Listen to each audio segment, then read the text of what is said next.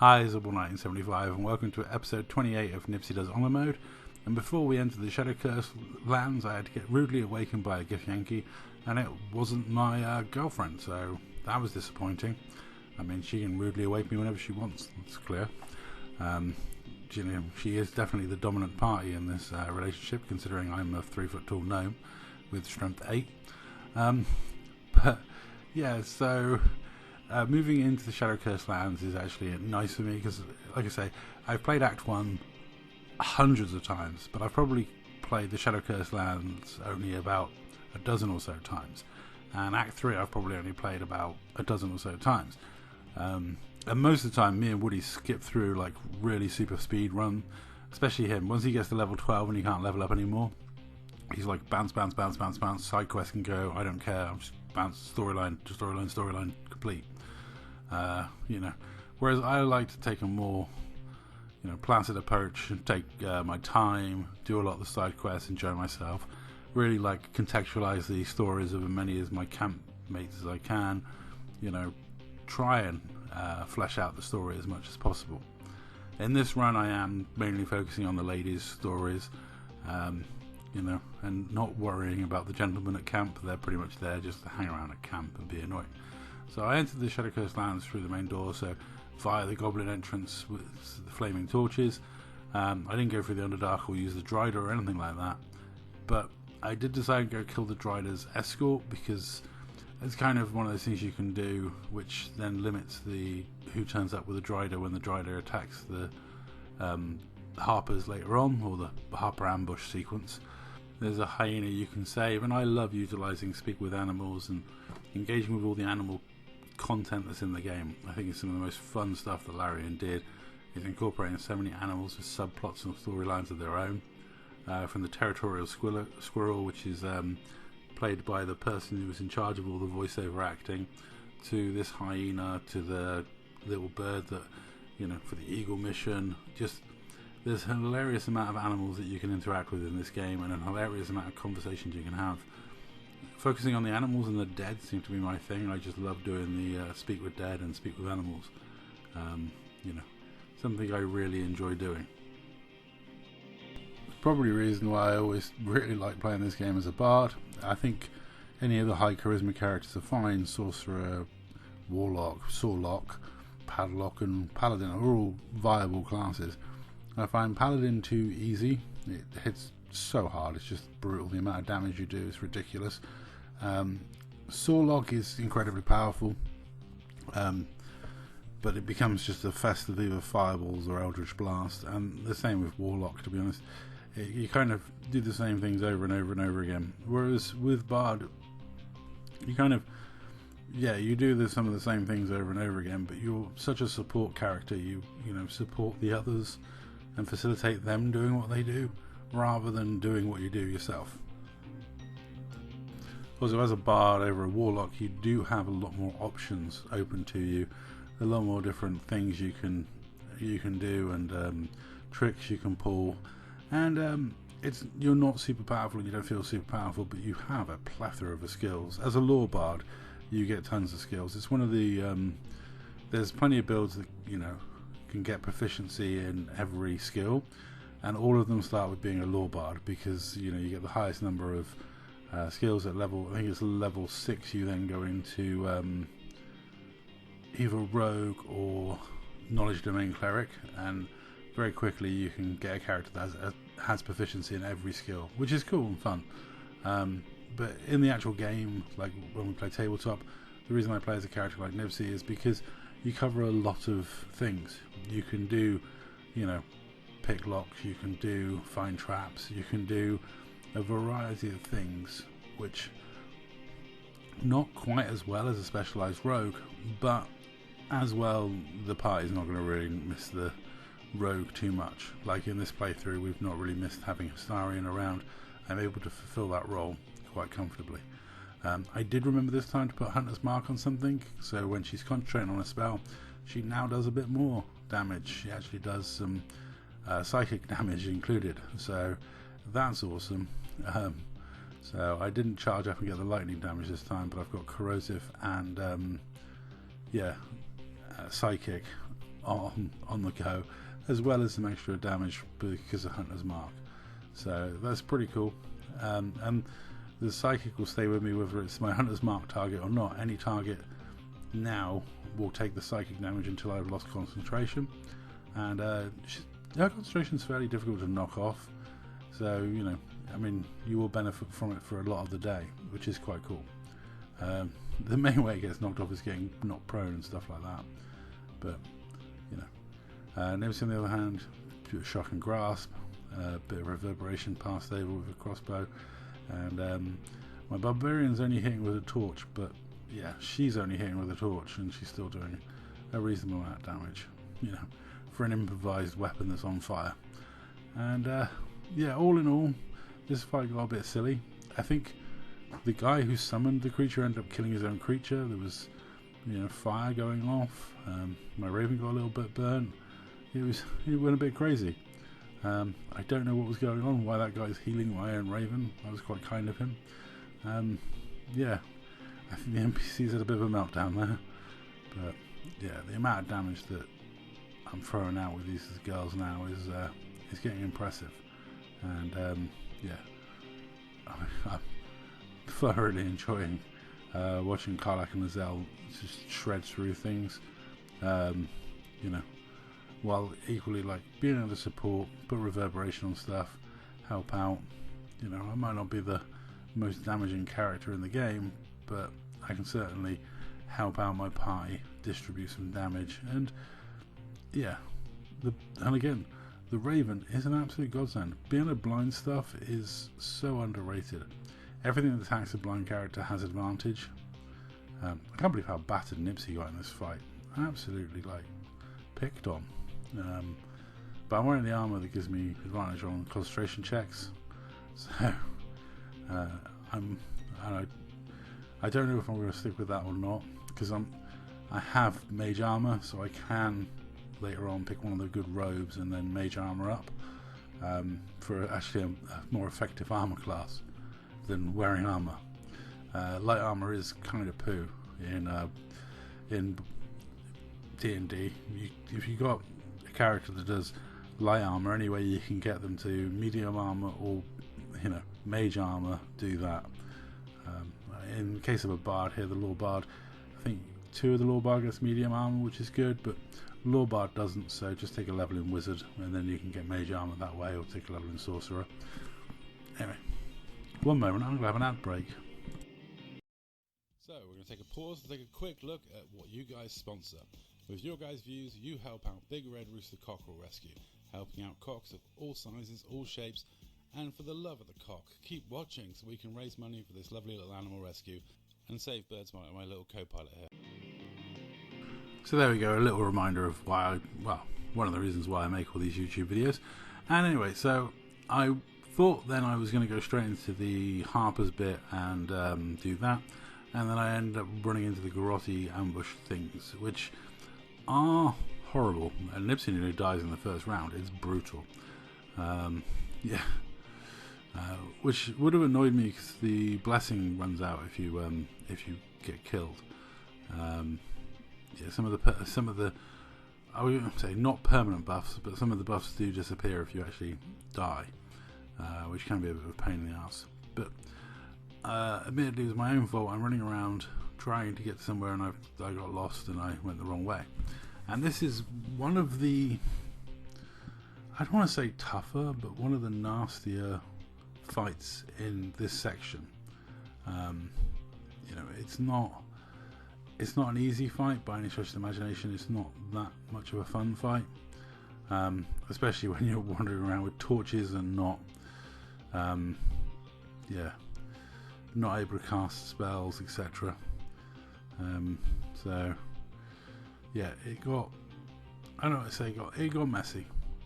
It was my own fault.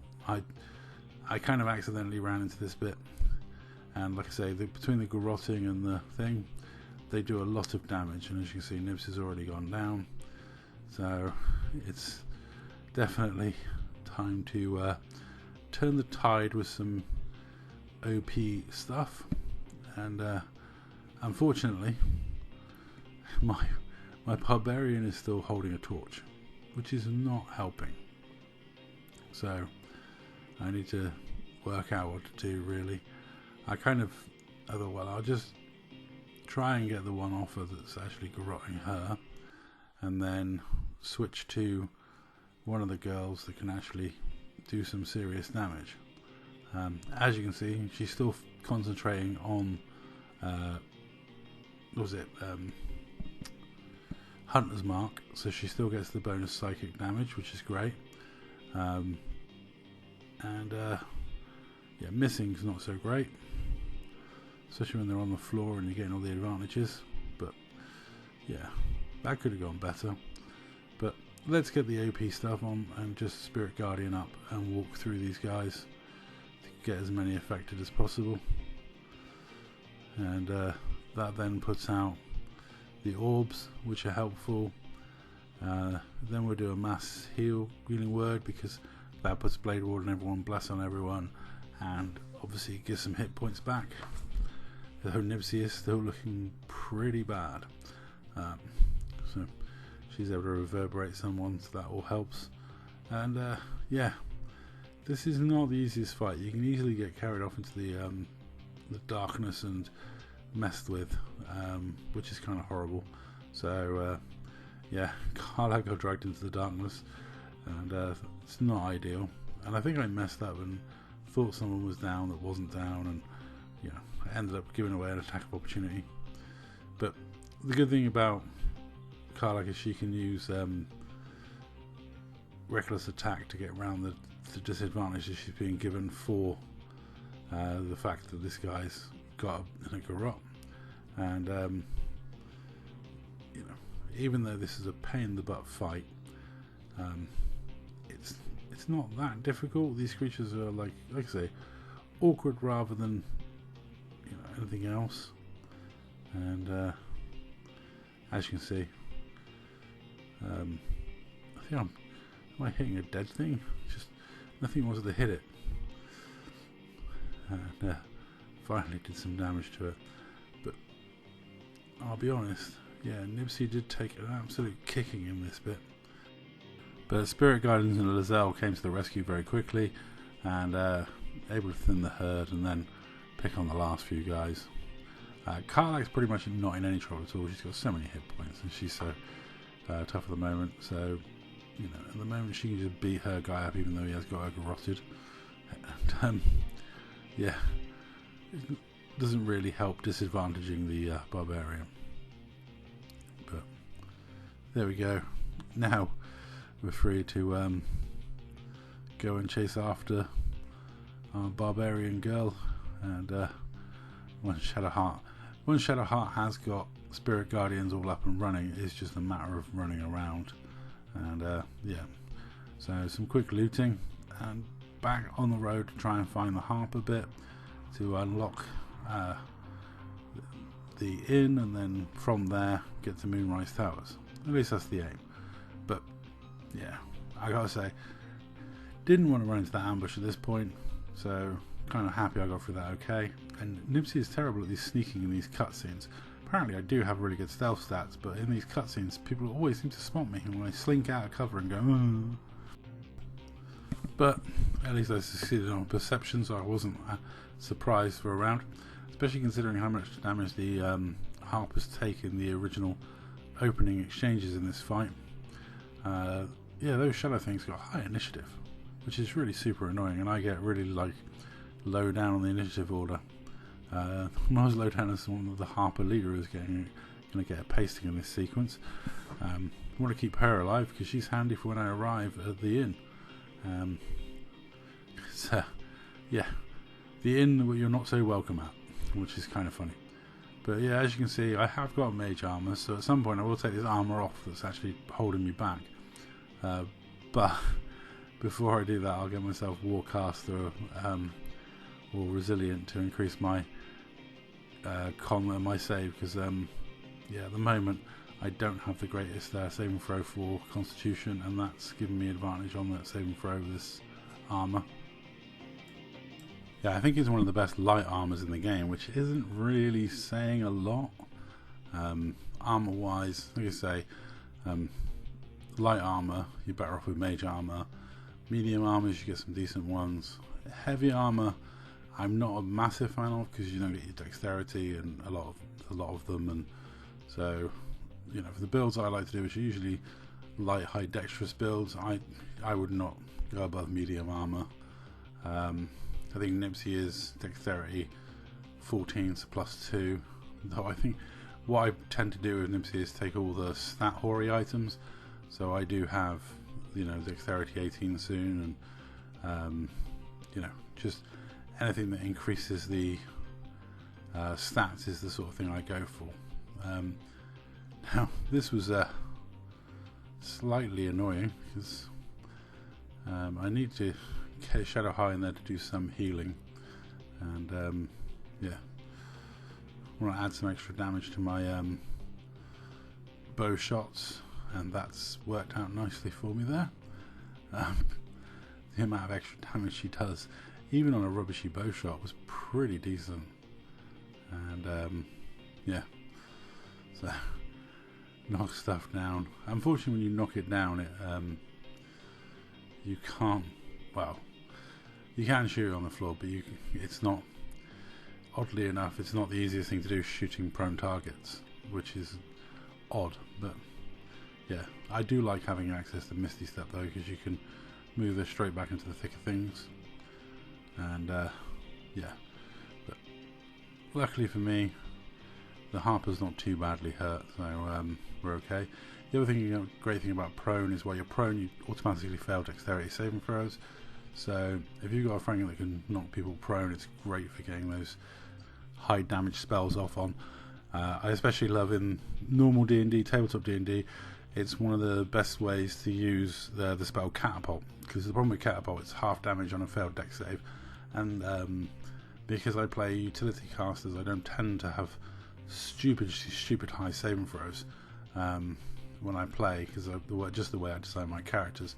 So if someone's knocked prone, it's great to use something like Catapult, because the amount of damage you do, they don't get a dex save, or they get disadvantage on the dex save, or no dex save. That's where you really want to target them with your dex save spells.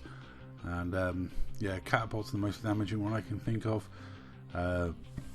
It's like better than Chromatic Orb, especially if you're using something that already does damage, like catapulting an axe at them or something, because you'll do the weapon damage and then the catapult damage, or like a flask of burning oil's a great one. Anything, you know, anything that does Alchemist Fire, like for example, great for catapult, because you do the damage from the Alchemist Fire plus the catapult damage, and they automatically fail their dexterity saving throw if they're not prone.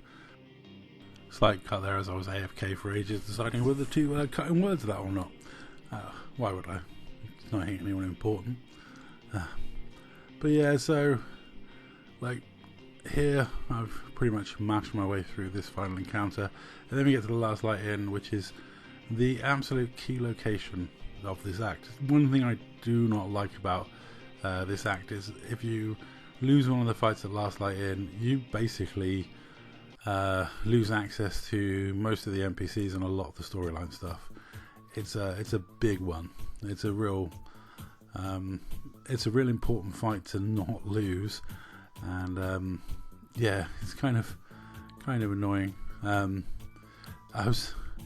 a little bit you know, a little bit like, well, it's an all or nothing fight, and I don't like that. It's part, I'm not going to say it's bad design, because it isn't bad design. By any stretch of the imagination, this game's been brilliantly designed, but it is kind of like puts that pressure point on that one fight. But yeah, I don't know why I'm wasting spells on the Harpers, because as soon as this fight's over, they heal themselves. They should be just concentrating on outputting damage. I did decide to take a rest before engaging that fight at last light and really beef myself up with spells, etc. Because that fight, like I say, it's crucial, it's vital. You really have to win that one. So helping the Harpers get back to last light in gets you an in. Luckily for me, I was good in Act 1, so therefore I get a mole helps me get past Jahira, and then I hear all the sad news of all the stuff that happened to the poor people from Act 1, the refugees and that. And yeah, so that's it for this episode. I'll catch you in the next one. We have the crucial fight for Last Light In, which can go horribly wrong.